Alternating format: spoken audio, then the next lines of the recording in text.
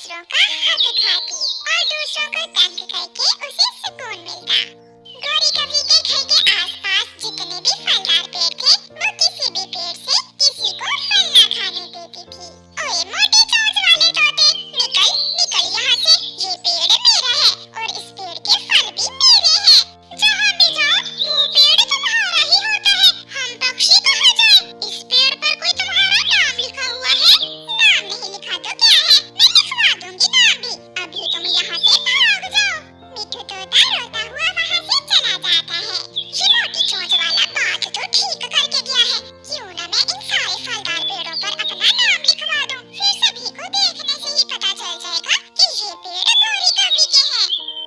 ये तख्ती बुलबुल ने बनवाई थी। देखो, इस तरह की तख्ती बना देता हूँ मैं तुझे भी। 5 दाने एक तख्ती के लूंगा। चाचा जी, मेरा नाम थोड़ा मोटा करके लिखना। फिर गौरी कवि चाचा छमछम से अपने नाम की नेम प्लेट्स बनवाकर एक बेरी के पेड़ पर लगा देती है, एक अमरूद के पेड़ पर, एक संतरे के पेड़ पर और एक जल लेने आती है तो वो अमरूद के पेड़ पर जाकर बैठती है। गौरी कवि, इस पेड़ पर गौरी कवि का नाम क्यों लिखा हुआ है? पीछे से गौरी कवि भी आ जाती है। इसलिए कि ये सारे पेड़ मेरे हैं। जिस जिस पेड़ पर मेरा नाम लिखा हुआ है वो पेड़ मेरा है।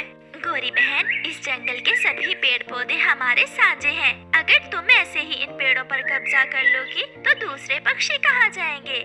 मेरी तरफ से जाएं भाड़ में। मैं किसी को अपने पेड़ों से फल खाने नहीं दूंगी। जो कह दिया सो कह दिया। सब बहुत परेशान हो जाते हैं। गौरी कवि से कोई भी लड़ना नहीं चाहता था। सब पक्षी एक जगह इकट्ठे होते हैं। कबूतर कहता है, अगर इस जंगल में रहे तो हम भूख से मर जाएंगे और वो कवि खा खा कर मोटी होती जा रही है। हम मिलकर मुकाबला करते हैं उसका और उसे मार मार कर यहाँ से भगा देते हैं। नहीं मिठू भैया, हमारे पूर्वजों ने हमें खून खराबा करने से मना किया हुआ है। लड़ाई करने से कुछ हासिल नहीं होगा। हम सब किसी दूसरे जंगल में परावास कर जाते हैं। किसी ऐसे जंगल में जहाँ खेत हो, जहाँ अनाज हो और फल भी। तो क्या ये सारे का सारा जंगल हम गौरी कवि को दे जाएंगे? जब कोई उस कवि से ज्यादा ताकतवर आएगा तो वो उसे भी यहाँ से भगा देगा। फिर वो सब पक्षी जंगल छोड़ने का फैसला करते हैं। गुड़िया बेटी, अपना सामान बांध लो, हम दूसरे जंगल जा रहे हैं। लेकिन क्यों मम्मा? मेरा उस जंगल में दिल नहीं लगेगा। गुड़िया बेटी, हम पक्षियों का कोई पक्का ठिकाना नहीं होता। कभी इस जंगल में तो कभी उस जंगल में, ये तो चलता ही रहता है। कबूतर और उसकी पत्नी भी तैयारी कर रहे थे। दूसरे दिन सारे ही पक्षी वो जंगल छोड़कर किसी नए जंगल की खोज में निकल पड़ते हैं। पक्षियों को जाता हुआ देखकर गौरी कवि बहुत खुश थी। अब ये सारे फल मेरे हुए, ये जंगल मेरा है। अब मैं यहाँ मजे करूँगी, मजे। गौरी कवि खुशी खुशी झरने पर जाती है। वहाँ से एक कौवा गुजर रहा था। गौरी कवि उसे बुलाती है। सुनो सुनो कव्वे, मेरी बात सुनो। बताओ बताओ सुंदर कवि, क्या बात है? तुम कहाँ जा रहे हो? अगर तुम चाहो तो इस जंगल में मेरे साथ रह सकते हो। तुम भी कव्वे, मैं भी कवि। क्या तुम्हारी शादी हो गई है? नहीं सुंदर कवि, अभी मैं कंवारा हूँ। क्या तुम मुझसे शादी करोगी? तुम मुझे बहुत अच्छे लगे हो। मैं इस जंगल की मालकिन हूँ। मेरे सिवा इस जंगल में कोई भी नहीं रहता। हम दोनों यहाँ बहुत एंजॉय करेंगे, खाएंगे, पिएंगे। फिर वो कौवा और गौरी कवि शादी कर लेते हैं और गौरी उसे अपने घर में ले जाती है। दूसरे पक्षी भी उड़ते उड़ते एक ऐसे जंगल में पहुंच जाते हैं जहां हर तरफ खेत ही खेत थे, अनाज ही अनाज था। ये सब देखकर पक्षी बहुत खुश होते हैं। अब हम सब इस जंगल में अपना अपना घर बना लेंगे और यहाँ कोई गौरी कवि भी नहीं होगी जो हर रोज हमसे लड़ाई करे। हम सब मिलजुल कर एक साथ इस जंगल में रहेंगे। फिर ऐसे ही समय गुजरता गया। गौरी कवि और उसका पति कालू कौवा अपने पेड़ों से फल तोड़कर खाते और दिन रात सोते रहते थे। आहिस्ता आहिस्ता पेड़ों से फल कम होने लगे और एक दिन सारे के सारे पेड़ खाली हो जाते हैं। कालू, अब तो मेरे पेड़ों पर फल भी खत्म हो गए। अब तुम मेरे लिए दूसरे जंगल से फल लाया करोगे?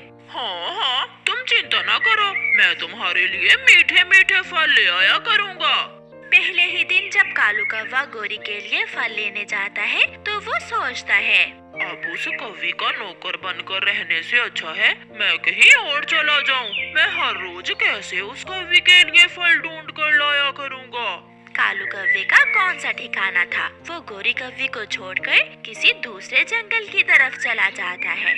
शाम तक इंतजार करने के बाद गोरी कौवी समझ आती है कि उसने राह जाते कौवे पर एतबार करके बहुत बड़ी गलती की थी। उस रात उसे भूखी ही सोना पड़ता है। सारा जंगल खाली था क्योंकि गोरी ने सभी अपने पुराने दोस्तों को जंगल से निकाल दिया था। आधी रात को तेज हवा के साथ बारिश शुरू हो जाती है। बारिश बहुत तेज थी। चिड़िया अपने नए घर में अपनी बेटी के साथ बैठी बारिश का मजा ले रही थी। मम्मा, गोरी आंटी दूसरों के बिना अकेले क्यों रहना चाहती हैं? बेटी, शायद उसे पता नहीं है कि अपने दोस्तों के बिना रहना बहुत मुश्किल है। अच्छे दोस्त दुख सुख में साथ देते हैं। तोता और तोती अपने घोंसले में बैठे हुए नरम नरम बाजरे के सिट्टे खा रहे थे। हरियाली जो होता है अच्छा ही होता है। अगर वो कौवे हमें अपने जंगल से ना निकालती तो आज हम यहाँ ना होते। इस जंगल में अनाज भी है और फल भी। तेज हवा के एक झोंके से गोरी कौवे का घर टूटकर गिर जाता है। उसका पंख दरवाजे के नीचे दब जाता है। वो बहुत चीखती है, बहुत चिल्लाती है, बचाओ बचाओ, कोई मुझे बचाओ, कोई मेरी मदद करे। मगर वहाँ कौन था जो उसकी मदद करता, जो उसे टूटे घर से बाहर निकालता? मैंने बहुत बुरा किया जो दूसरे पक्षियों को जंगल से निकाला। अगर कोई मेरा पड़ोसी होता तो आज जरूर मेरी मदद करता। मगर अब तो मरना होगा, मुझे यहाँ ही मरना होगा। राह जाते कौवे ने मुझे धोखा दिया। मुझे मेरे ही बुरे कर्मों की सजा मिली है। फिर गोरी कौवी अकेली वहीं तड़प तड़प कर मर जाती है। उसकी कोई मदद करने वाला ना था और दूसरे पक्षी अपने अपने परिवारों के साथ जीवन गुजारते हैं। प्यारे दोस्तों, इसीलिए तो कहते हैं अपने पुराने दोस्तों का ख्याल रखें, उनके साथ